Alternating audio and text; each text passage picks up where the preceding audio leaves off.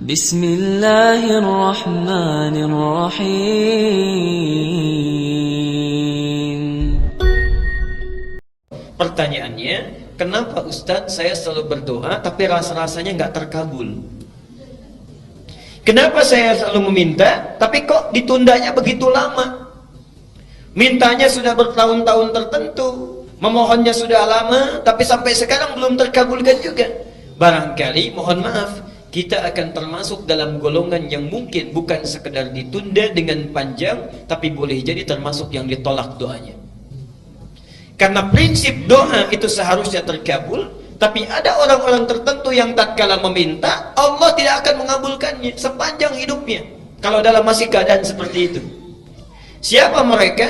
Bagaimana supaya kita menghindarinya? Dan hebatnya, mohon maaf, sekhusyuk-khusyuknya antum berdoa, meminta, bahkan setelah tahajud, kalau memiliki sifat ini, bahasa hadisnya sampai kapanpun gak akan pernah dijawab.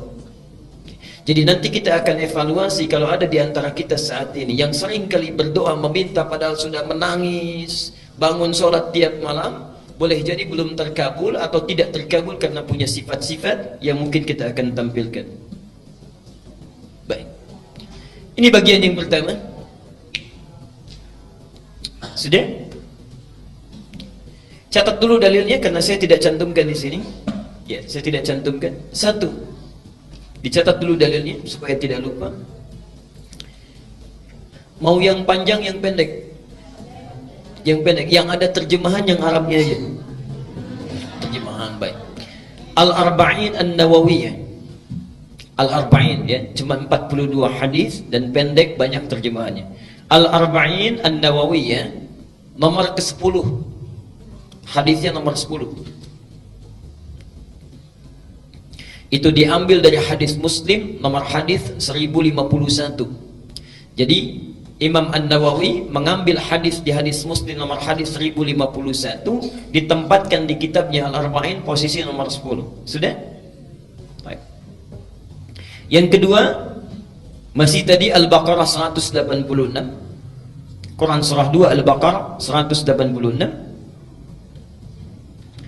Kemudian Al-Isra surah 17. Al-Isra surah 17 ayat 110. Ayat 110. Kemudian Adz-Dzariyat. Adz-Dzariyat ini contohnya surah 51 ayat 55 sampai dengan 60 terakhirnya. 55 sampai dengan 60. Sudah? Baik. Nah, sekarang mari kita lihat dan kita evaluasi dan kemudian kita berhenti di titik ini. Bapak dan Ibu sekalian, di antara sunnah Nabi setelah kita tahajud, kemudian kita duduk khusyuk beristighfar, lalu memohonkan hajat kita kepada Allah Subhanahu wa taala yang ingin kita mohonkan. Nah, penting diketahui, sebelum kita memohon kepada Allah, ada sunnah Nabi yang lain terkait dengan adab-adab berdoa. Bagaimana supaya berdoa itu mudah sampai kepada Allah, cepat diterimanya dan langsung dikabulkannya. Baik. Bagian yang pertama, ini sunnah Nabi-nya. Hendaklah setiap orang yang berdoa mempersiapkan perangkat dirinya dengan halal dan baik. Saya ulang. Hendaknya setiap orang yang akan berdoa mempersiapkan perangkat dirinya. Perangkat diri itu berarti pakaiannya, ya. Kemudian apa yang dia kenakan, apa yang dia makan, ya, apa yang ada di sekitarnya. Jadi sebelum berdoa pastikan dulu itu halal, pastikan baik, ya. Jadi jangan sampai misalnya antum berdoa sudah menangis terseduh-seduh, disebut nama Allah Asmaul Husna, dipanjatkan di pertengahan malam, tapi pakaiannya haram, makanannya haram, yang dikenakannya haram, sajadahnya haram. Bagaimana bisa dijawab itu? Apa dalilnya? Hadis riwayat Muslim nomor hadis 1051 di Al-Arba'in nomor ke-10. Hadisnya dari Abu Hurairah. An Abi Hurairah radhiyallahu anhu qala. Hadis ini disampaikan dari Abu Hurairah, semoga Allah memberikan ridha kepadanya. Qala Rasulullah sallallahu alaihi wasallam, Rasulullah sallallahu alaihi wasallam pernah bersabda, "Innallaha thayyibun la yaqbalu illa thayyiban. Sungguh Allah itu maha baik, sifatnya baik, keadaannya baik. Karena Allah itu sifatnya baik, maka tidak akan pernah menerima apapun kecuali dari yang baik-baik. Jadi ingat, doa itu sangat suci, akan berlabuh di tempat yang suci. Allah yang maha suci tidak akan menerima doa itu yang berasal dari yang tidak suci. Jadi sebelum antum berdoa, sucikan dulu diri kita, sucikan perangkat kita, apa yang kita kenakan, apa yang kita gunakan. Kemudian Nabi menyampaikan, wa innallaha amaral mu'minina bima amara bihil mursalin, dan Allah memerintahkan kepada orang-orang yang beriman dalam hal berdoa seperti perintahnya kepada para rasul yang diutus. Kenapa doa disandingkan dengan iman? Ingin menunjukkan pesan bahwa satu, hanya orang yang punya keimanan yang kuat yang mau khusyuk berdoa kepada Allah. Artinya kalau antum dalam hidup tidak pernah berdoa, ada sesuatu yang salah dalam imannya. Dan yang terakhir, perhatikan, setelah membacakan 2 ayat Quran, ada yang menarik. Thumma dzakara rajula, kemudian mengisahkan tentang kisah seorang laki-laki yutilus safar, dia menempuh perjalanan yang panjang. Di antara syarat diijabah doa dengan cepat orang yang dalam keadaan safar. Karena itu saya sangat mohon sebesar-besarnya, kalau ada orang yang sedang safar, awas beda ya, antara safar dengan zahab itu lain. Kalau zahab itu perjalanan kurang lebih di bawah 82 km, itu zahab. Jadi kalau Bapak Ibu menempuh perjalanan di bawah 82 km, 0 sampai 82, itu zahab namanya. Zahaba yadhhabu. Ana al-yawm adhhab ila jami' al-Azhar. Saya hari ini akan pergi ke Masjid Al-Azhar. Dekat ya? Enggak sampai 80 kilo. Itu zahab. Tapi kalau lewat dari situ, apalagi panjang sekali, sudah zona waktunya berubah, itu disebut dengan safar. Safar. Orangnya disebut dengan musafir. Kalau orang sudah musafir, sudah safar, berlaku beberapa ketentuan hukum. Satu, boleh dia menjamak, bahkan boleh dia qasar. Lihat An-Nisa misalnya di ayat 101 disebutkan di sana, wa idza darabtum fil ardi falaysa 'alaikum junahun an taqsuru minas shalah. Kalau Anda bepergian di muka bumi dengan jarak yang cukup jauh, tidak ada dosa kalau ingin mengqasar salat. Yang kedua, ini yang paling hebat, dan ini yang harus betul-betul kita renungkan dan praktekkan. Dalam keadaan safar itu, Allah akan cepat mendengar dan mengabulkan doa yang dipanjatkan. Jadi kalau Bapak Ibu sedang safar, daripada banyak membicarakan hal yang tidak perlu, lihat sana sini dikomentari, kadang-kadang menggosipkan orang lain, tinggalkan yang tidak penting. Kenapa tidak diisi dengan zikir dan doa? Barangkali cara Allah saking sayangnya kepada kita, orang lain doanya belum dikabulkan, ibu bapak dibuat safar supaya saat safar itu Allah mengabulkan doa yang belum terkabul itu. Jadi kalau ada yang ingin sedang umrah, berangkat umrah, atau perjalanan dari sini ke Jawa, ke Sumatera dan sebagainya, saat di pesawat, di kereta, di bis, ayo perbanyak doa.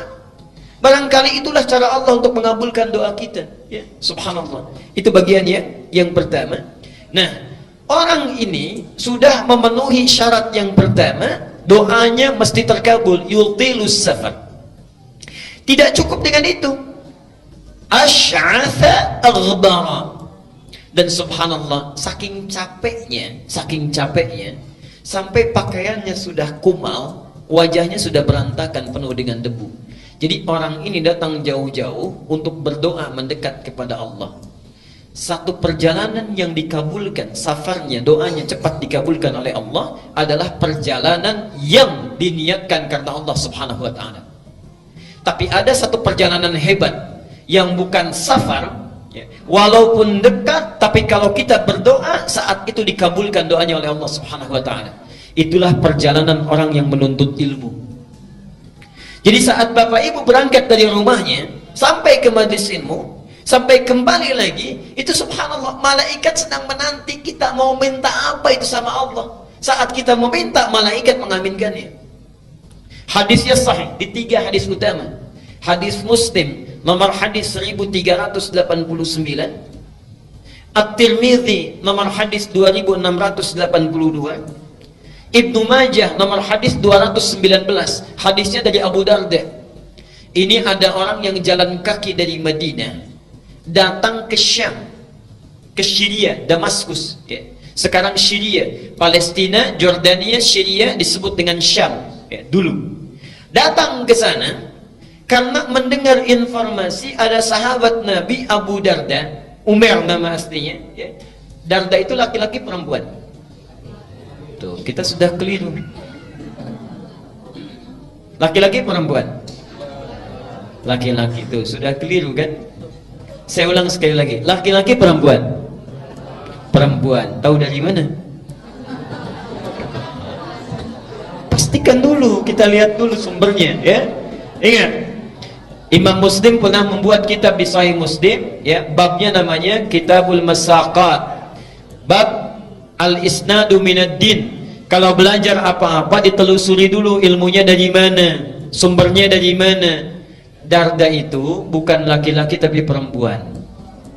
Perempuan. Jadi sahabat Nabi ini asalnya orang yang sangat kaya, punya toko banyak, melimpah hartanya. Saat Nabi datang belum masuk Islam. Singkatnya satu kali, subhanallah, singkatnya beliau masuk Islam berubah menjadi zuhud.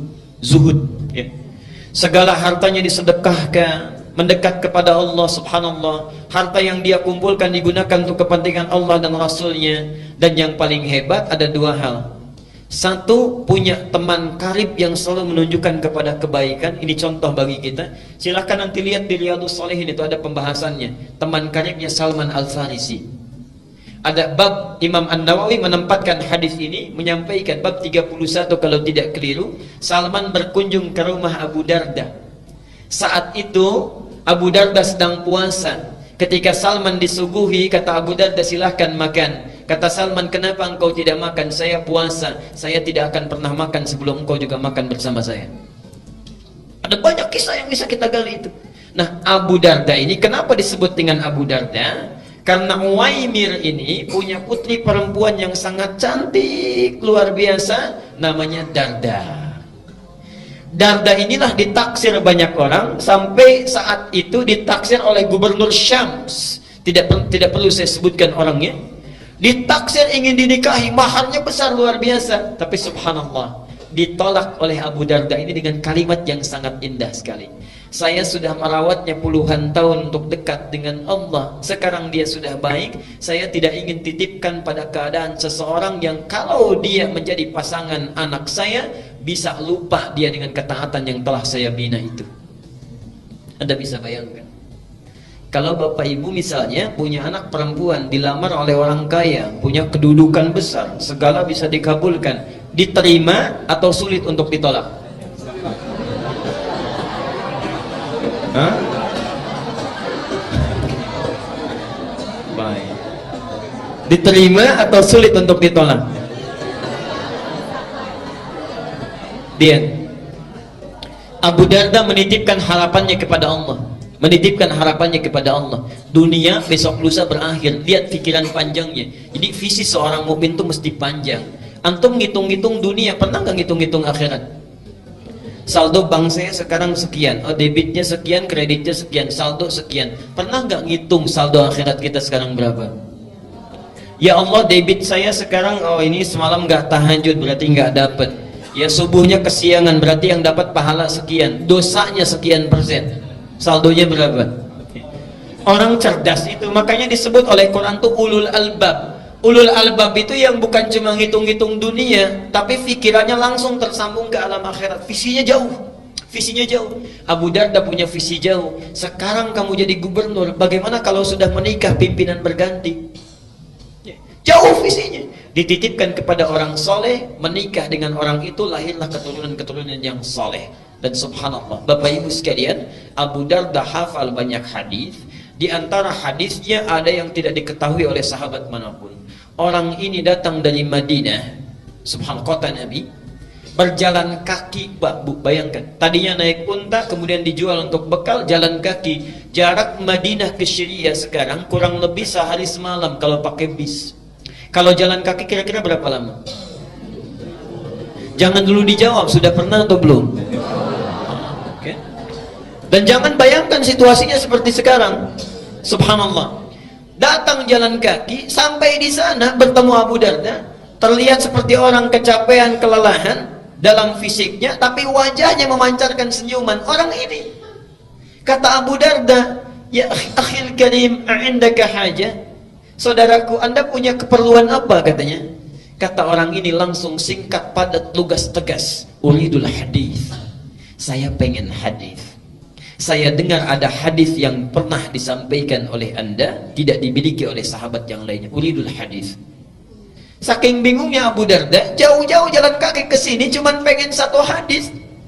Kata Abu Darda ditanya, "A'indaka haja ukhra?" Apa Anda tidak punya kebutuhan yang lainnya? La, faqat uridul hadis. Tidak, saya cuman pengen hadis saja.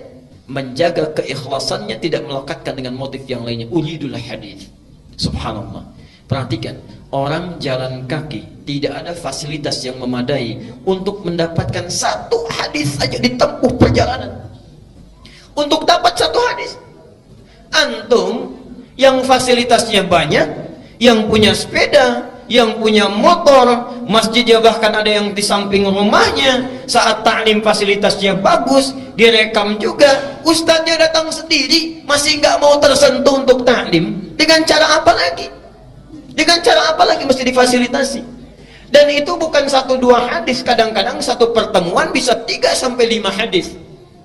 Ada muridnya Imam Malik datang, saya ingin hadis katanya. Ditolak oleh Imam Malik, tidak. Nunggu di luar sampai bosan, kata Imam Malik pada yang bantu beliau, khadim beliau, cambuk dia katanya. Cambuk ini bukan marah, untuk menguji kira-kira masih bertahan gak. Ketika dicambuk sampai 40 kali, dicambuk, Anda zalim kepada saya, kata orang ini. Saya sudah menjual apa yang saya punya. Jadi orang ini menjual apa yang dia miliki, kekayaannya dan sebagainya, hanya untuk menempuh perjalanan supaya belajar hadis pada Anda. Anda zalim pada saya. Baik ya. Kata Imam Malik, kalau begitu saya ingin balas kezaliman saya. Apa yang bisa saya lakukan? Berikan saya hadis sesuai dengan cambukan yang telah tadi diberikan. Jadi dicambuk 40 kali, minta 40 hadis. Begitu disampaikan 40 hadis oleh Imam Malik, kata orang ini, tolong cambuk saya lagi sebanyak-banyaknya, belum cukup hadisnya. Ada orang yang dicambuk sekedar untuk belajar. Antum tidak pernah dicambuk, dikasih fasilitasnya, bahkan hari Kamis dikasih takjilnya, dikasih buka puasanya, dikasih bukunya, dikenyangkan perutnya, ustadznya datang. Tadi ada pertanyaan, yang nggak puasa boleh buka nggak? Boleh. Gampang, di sini manhajnya sederhana. Yang nggak puasa buka, yang mau dimakan, yang puasa yang makannya. Singkat ya. Baik. Sekarang perhatikan. Jadi orang ini ketika datang langsung disampaikan hadisnya. Hadisnya tentang ta'lim. Ini yang hebat. Yang dalam perjalanan tidak mengenal jauh, dekat pun doanya dikabulkan. Man salaka tariqan yaltamisu fihi ilman sahhalallahu lahu tariqan ilal jannah. Jangan baca sampai di sini, lihat yang di Ibnu Majah. Wa innal malaikata la tadau ajnihataha ridan li talibil ilmi wa hatta al-hitan allati fil bihar.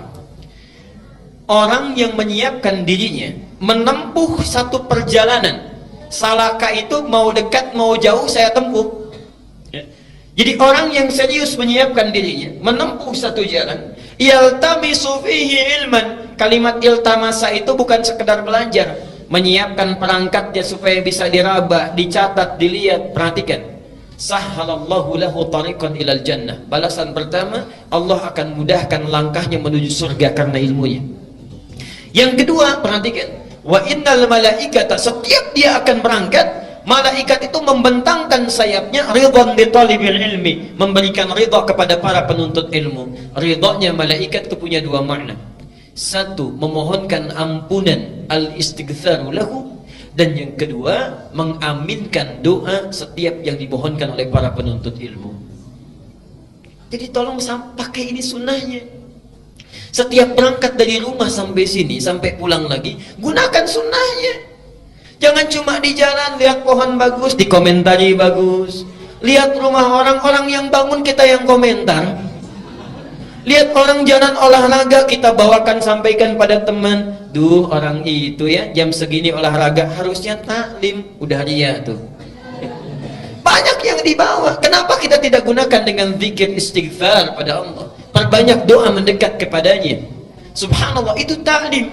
Nah, orang tadi datang jauh-jauh, itu sudah cukup baginya doanya dikabulkan. Apalagi tujuannya ingin berdoa. Yang lebih hebat, yamuddu yadayhi ila sama, mengangkat tangannya ke langit begini. Thumma qala, kemudian mengatakan, ya Rabb, ya Rabb, disebut Asmaul Husna. 3 syarat doa mestinya terkabul dengan cepat. Apa kata Nabi?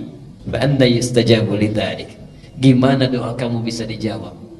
Famat'amu haramun wa mashrabu haramun wa malbasu haramun wa ghudhiya biharamin. Makanannya haram, minumannya haram, pakaian yang dikenakannya haram, dan perangkat kehidupannya berasal dari yang haram. Orang seperti ini, perhatikan kalimatnya, yustajab itu bukan fi'il madhi tapi fi'il mudhari. Mudhari itu bentuknya past tense continuous future. Jadi orang ini kapanpun meminta, sesulit apapun, menangis darah apapun, gak akan pernah dijawab oleh Allah Subhanahu wa ta'ala selama perangkat hidupnya itu haram. Karena itu bertakwalah kepada Allah. Kita berhenti dulu di bagian yang pertama ini. Jadi kalau antum ingin segera dikabulkan doa oleh Allah, maka coba lihat diri kita sebelum berdoa. Ada yang haram, tinggalkan. Yang kurang, perbaiki. Yang sudah bagus, pertahankan dalam kehidupan.